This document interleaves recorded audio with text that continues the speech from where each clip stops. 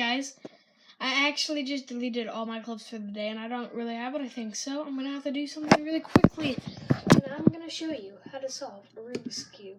So, what you got to do... So, I'm just going to solve my Rubik's Cube for you. And what you got to do... Just listen to me. It might take a little bit, but I know how to do it. So, I know I am literally like the smartest person in the world. I know that. So, yeah, I'll see you like when I snap. It's gonna be good. So, ready? Set.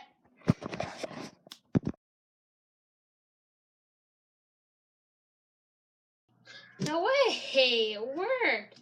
And guys, that is how you solve a Rubik's Cube.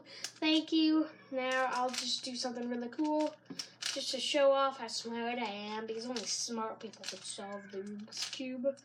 No website needed. Okay, so there we go. Wait, oh, you guys want to see it solved, eh?